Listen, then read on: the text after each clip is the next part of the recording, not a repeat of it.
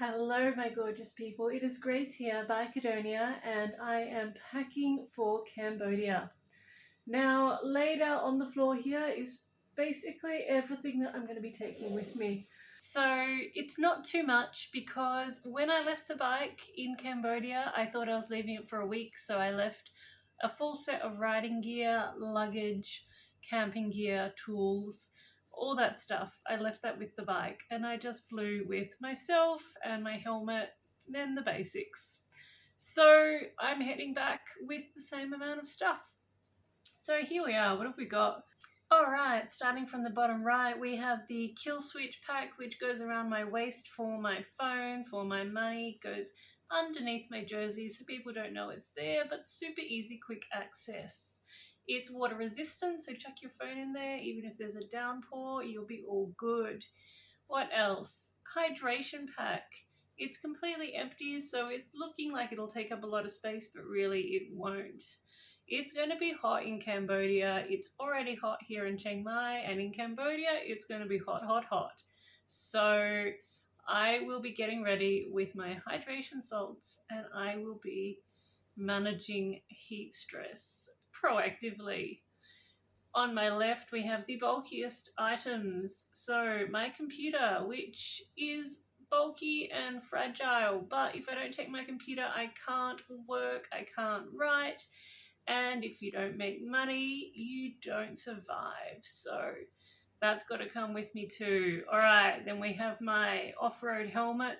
Much better helmet than I started out with. This is a KYT Enduro helmet. It's super light, beautiful airflow. I love it. So helmet and goggles. Then we've got my elbow guards, because the elbow guards that I was using before in Cambodia were no good. They were so old, all the elastic just fell apart. So got my Jitsi elbow guards there, and got my green bikini, got a new little travel towel to replace the one I had, which was more holes than towel, and on the left, my very own Bicadonia buff, which I am kind of stoked about. So I will be soaking up the sweat with that. What else do we have? Alright, that black thing, that is a mosquito net just for my head, so that if I am just sleeping out in the bivvy sack, I am not getting bitten by mozzies on my face and getting dengue, because we've had dengue and 0 stars, do not recommend. Okay, what else? Got 2 pairs of socks, a little bit of underwear, then we've got my camera, we've got some charging cables, we've got my friend's GoPro. He's very brave, lending me a GoPro. Good man. And even better, can you see in the top right? Okay. Let's take a close look at that, because that's the most exciting part of the getup. Here we go. Alright, Guglatech. If you don't know them, you should. They make the best filtration for air, for fuel, that you're going to get for your motorcycle. They have a patented 3D filter matrix, which is going to give you the best flow and the best filtration. Air filter for my 690 Enduro. This is a lifetime air filter. This will last as long as my bike if I take care of it properly. It's pre-oiled, so I can just chuck it straight in the bike and be good to go. This will keep my engine way cleaner, and you need that in Cambodia because the bull dust is crazy. So washable as well. Like I said, just wash it off, oil it up. Guglatech recommend using this oil, which is called rock oil, which is environmentally friendly, and you just wash it off with soap and water. And so totally biodegradable and not a sticky mess when you go to be cleaning up and washing and re-oiling your air filter. So rock oil apparently is where it's at.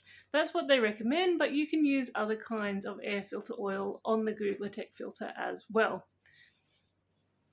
Okay, this may not look like much, but this is the thing that will stand between you and disaster on a 690 Enduro. They are notorious for being sensitive about dirty fuel, And, blocked injectors and dead fuel pumps are apparently par for the course. Well, for me so far, I have not had that problem, and I suspect it's because I use these soft filters made again out of Guglatech's patented 3D filter matrix to filter all of my fuel. So up until this point, I have been using the sock filters, which go at the fuel intake. So I have 2 fuel tanks on my bike. I have a separate intake for each one. I've got a safari tank and I've got the stock tank as well. And so for each of those, I have a Guglatech fuel sock, which filters the fuel as it goes in. It even filters out water. It's a great piece of technology. And also with the 690s, notoriously, with the stock fuel cap at the back, notoriously you get dirt dropping in when you open that fuel cap. Now the fuel socks, they seal, and so you don't have that problem either.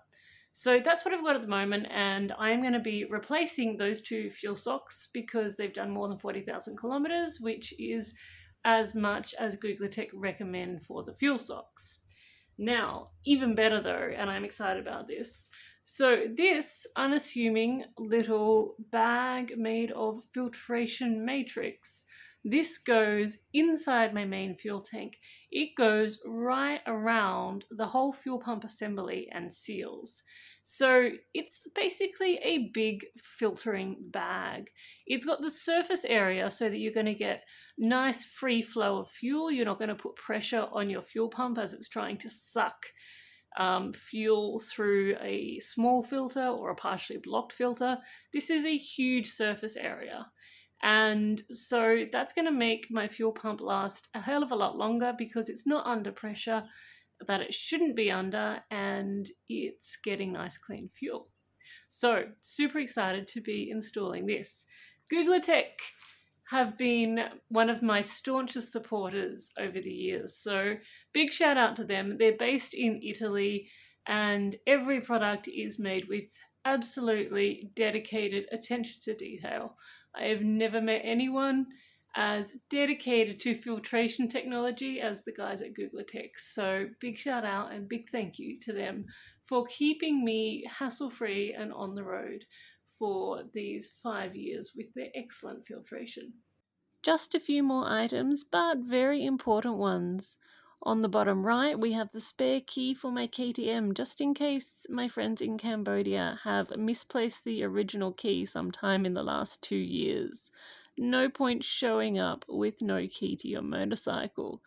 In the very far right-hand corner, we have my passport, my vaccine passport, which I will need to get into Cambodia without quarantining, as well as to get back into Thailand again, fingers crossed.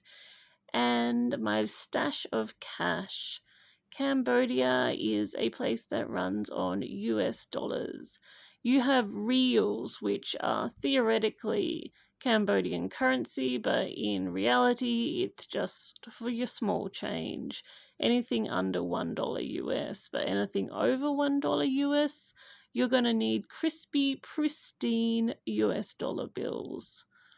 We have a re-up of my medical kit. That's a course of antibiotics. The only time I ever traveled without my emergency antibiotics was the only time that I really needed them. I nearly died with some wild infection on an island in Indonesia, and there was no hospital on the island, and the local people didn't have a vehicle to get me off the island. And they thought I might die, but I thought nothing at all because I was completely delirious. Who knew what I thought? Anyway, I didn't die. It was all good, but these days I remember to travel with my emergency antibiotics just in case.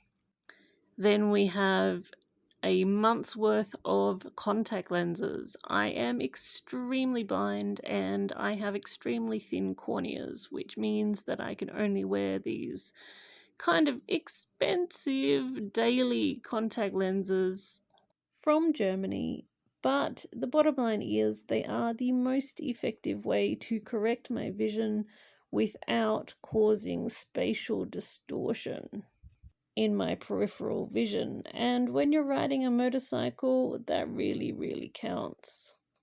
I theoretically could try riding my motorcycle in my glasses, but I don't know how long I would survive, especially in Cambodia. And that's about it. Now, I mentioned my green bikini before as well because I am hoping to head south to some Cambodian islands and beaches. I have been hiding out in the mountains and riding Enduro, which has been fantastic, but it's also been more than a year since I set foot in the ocean.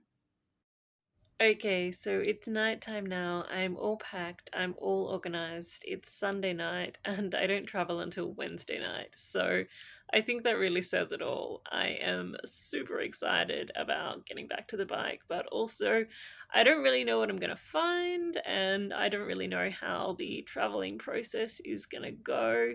It's a bit of a headache with all the COVID rules and regulations now. So I will be super relieved when I hit the ground in Cambodia, when I'm on the Cambodian side of customs, when I see my bike again. To be perfectly honest, after 2 years in Thailand, this place has almost become my comfort zone. I have a very nice life here where I have friends and support, and I speak enough of the language to get by. And, unexpectedly, by refusing to go home in a pandemic, refusing to give up and seek safety, I've still nevertheless ended up here in my comfort zone. So it's time to step out of that again and get back into the unexpected surprises that the road has in store for me.